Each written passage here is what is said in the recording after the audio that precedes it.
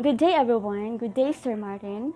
In this video, me together with my colleague Miss Maria Teresa Vallente will discuss about encephalopathy, mainly the hepatic encephalopathy. So what is encephalopathy? Encephalopathy means damage or disease that affects the brain. It happens when there has been a change in the way the brain works or a change in the body that affects the brain. So these are the causes of encephalopathy. First is infectious, or the bacteria, the viruses, parasites, and prions. Anoxic, or the lack of oxygen into the brain, including traumatic causes. Alcoholic, hepatic, or liver failure or liver cancer. Uremic, renal or kidney failure. Metabolic diseases, brain tumors, many types of toxic chemicals, alterations in pressure within the brain, often from bleeding, tumors or abscesses, poor nutrition or inadequate vitamin B1 intake or alcohol withdrawal. The main symptom of encephalopathy is altered mental state. Other serious symptoms in all cases include lethargy, dementia, seizures, tremors, muscle twitching, giant stroke, respiration, or altered breathing patterns seen with brain damage and coma, then coma. So encephalopathy have different types. So first is a chronic traumatic encephalopathy. So it is a term used to describe brain degeneration likely caused by repeated head traumas. It has been thought to cause areas of the brain to waste away or atrophy, and injuries to the section of nerve cells that conduct electrical impulses affect communication between cells. So next is the glycine encephalopathy. So it is an inherited metabolic disease characterized by abnormally high levels of amino acid called glycine. Glycine is a chemical messenger that transmits signals in the brain. Treatment include sodium benzoate to reduce the levels of glycine, and methyl diasparate or NMDA receptor site antagonists that ameliorate neurological symptoms, and in the anti-epileptic for seizure control. Next type is the Hashimoto's encephalopathy. It is a rare disorder characterized by impaired brain function. The exact cause is unknown, but it is believed to be an immune-mediated disorder or a disorder in which there is inflammation resulting from abnormal functioning of the immune system. Treatments are corticosteroids used to treat inflammation, azathioprine, cyclophosphamide, intravenous immunoglobulin associated with neutralizing circulatory autoantibodies, and plasmapheresis can remove autoantibodies of the blood. The next type is hypertensive encephalopathy. Hypertension is known to be the silent killer, and vital organs such as the brain, eyes, kidney, and the heart are the targets. In prolonged hypertension, adaptive changes occur in arteries in order to prevent hyperperfusion of the brain while maintaining its normal perfusion. Treatment include nitroprusside and labetadol. So, I will be discussing the remaining 5 types of encephalopathy. Its epidemiology, etiology, signs and symptoms, and its pathophysiology, and its treatment. One of its treatment, the lactulose. Hypoxic ischemic encephalopathy. Hypoxic ischemic encephalopathy is a type of brain dysfunction that occurs when the brain doesn't receive enough oxygen or blood flow for a period of time. Hypoxic means not enough oxygen, ischemic means not enough blood flow, and encephalopathy means brain disorder. So, it can be developed during pregnancy, labor, and delivery, or in the postnatal period. If the blood or oxygen supply to the brain has been interrupted, the rest of the body may have also been starved of oxygen. So this may cause damage to other organs like the heart, the liver, the kidneys, and its treatment or maintain normal blood glucose, maintain normal blood pressure, prevent or control seizures, prevent or minimize cerebral edema, and also anticonvulsants such as phenobarbital, phenytoin, and lorazepam. Anticonvulsants control seizures. So next is toxic metabolic encephalopathy. Toxic encephalopathy describes acute mental status alteration due to medications, illicit drugs, or toxic chemicals. Metabolic encephalopathy is caused by an avalanche number of metabolic disturbances. Toxic metabolic encephalopathy describes a combination of toxic and metabolic factors. So when the electrolytes, hormones, or other chemicals in the body are off their normal balance, they can impact the brain's function. So this can also include the presence of an infection in the body or presence of toxic chemicals. Uremic encephalopathy, an acquired toxic syndrome characterized by delirium in patients with untreated or inadequately treated end-stage renal disease. So, in uremic encephalopathy, it is a result of kidney failure. It is believed to be caused by the build-up of uremic toxins in the blood. This condition can cause mild confusion to deep coma. Next is Wernicke encephalopathy.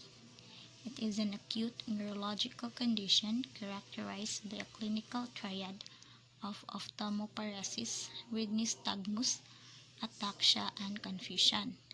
It is caused by thiamine deficiency. So before that, the treatment for uremic encephalopathy are dialysis and renal transplantation. So Wernicke encephalopathy, or also known as Wernicke's disease, is a condition that result of vitamin B1 deficiency.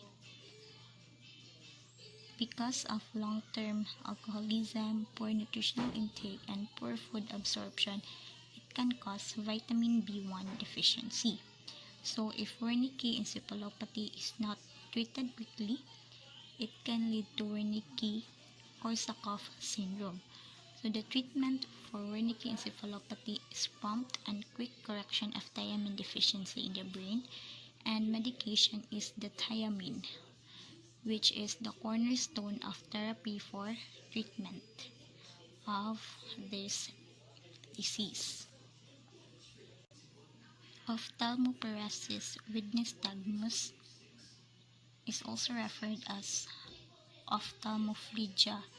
It is a specific gaze abnormality characterized by impaired horizontal eye movements with weak and slow adduction of the affected eye, while nystagmus is a condition where the eyes move rapidly and controllably. Next is hepatic encephalopathy. It is a decline in brain function that occurs as a result of liver failure. In this condition, your liver can adequately remove toxins from your blood. This causes a buildup of toxins in your bloodstream, which can lead to brain damage. So for today, we will be focusing on hepatic encephalopathy, its pathophysiology, its treatment. So, epidemiology. Approximately 35% of all patients with cirrhosis of the liver die in hepatic. So etiology or causes, it is triggered by a buildup of toxins in the bloodstream, infections such as pneumonia, kidney problem, dehydration, diuretics, hypoxia, recent surgery or trauma, use of medications to suppress immune system, increased protein intake, and hypokalemia. So, here is our scenario. So, Mrs. MTV is a 54 years old female, a resident of Barangay Bulok-Bulok with a history of abused alcohol consumption. was brought to the emergency department last November 6 in the morning. Her daughter said that Mrs. MTV has altered mental status and episodic seizures. Jaundice is visible in her sclera and nail beds. Next, we will be discussing the pathophysiology of hepatic encephalopathy. So, Mrs. MTV was admitted on November 6 a.m. in the morning with a history of alcohol abuse and experiencing altered mental status and seizures. And jaundice is visible in her sclera and nail beds. So because of the patient's history of alcohol abuse and with the signs and symptoms of jaundice and ascites also, the patient is likely experiencing encephalopathy, particularly hepatic encephalopathy, due to the signs and symptoms and history of alcohol abuse. So here is the pathophysiology of hepatic encephalopathy. So first is the patient has severe liver damage or cirrhosis. So there is inflammation, bacterial translocation, and vasoactive mediators are the precipitating factors of severe liver damage. So inflammation, bacterial translocation, and vasoactive mediators leads to splenic and peripheral vasodilation and hepatocyte dysfunction. So in some articles, the ammonia plays a major role in the pathogenesis of hepatic encephalopathy. So what is an ammonia? So ammonia is a major substrate for a number of enzymatic reactions in the brain and is also a product of some other reactions. So we all know that ammonia is absorbed from the gut and it is to be converted in the liver through urea cycle. But in this scenario, the patient has severe liver damage or cirrhosis. So because the patient has cirrhosis, the ammonia na dapat moadto sa liver to be converted into urea through urea cycle as part of urea cycle kay na-damage naman ang liver, dili na makonvert dito ang ammonia. Instead, si ammonia iyang i-bypass si liver through or via porthosystemic shunt. And because of that, si ammonia directly enter siya into the systemic circulation, which causes the increase in blood ammonia levels, and this hepatocyte dysfunction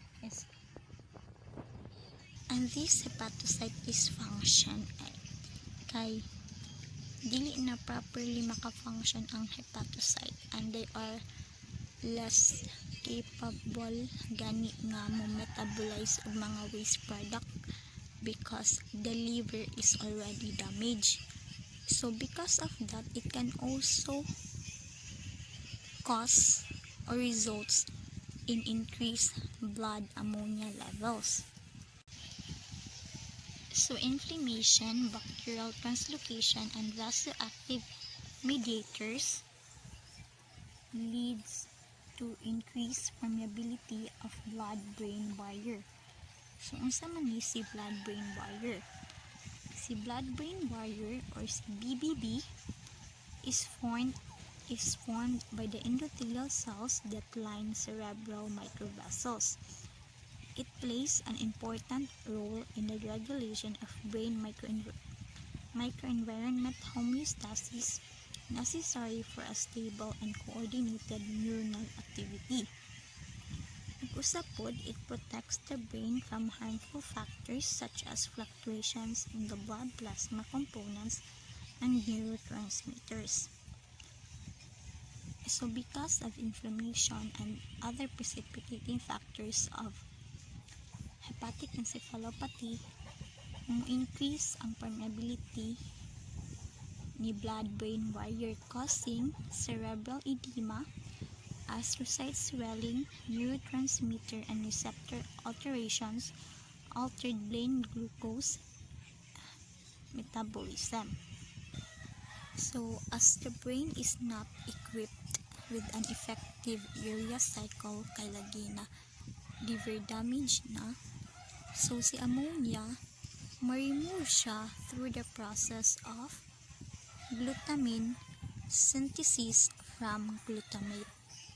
Dayon, with the participation of glutamine synthetase,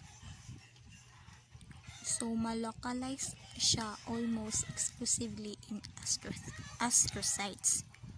So, there is astrocyte swelling. So, astrocyte swelling secondary to glutamine osmotic effects leads to brain edema. So, diba si ammonia ay maka-cross naman siya or maka-cross na siya through blood-brain barrier.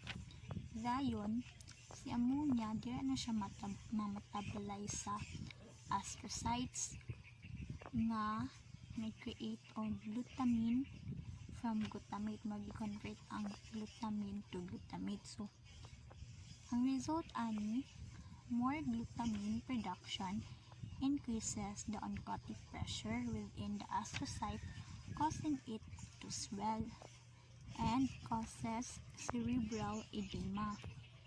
Also, because of increased ammonia levels, there is an imbalance between excitatory and inhibitory neurotransmission. That is why na ay neurotransmitter and receptor alterations because of high ammonia levels. So neuroinflammations play an important role in the development of cognitive impairment. So in altered brain glucose metabolism, there is a dysfunction of neurons kay naamay neurotransmitter and receptor alteration. So there is a result of abnormal interactions between neurons and astrocytes, leading to the impairment of brain energy metabolism. So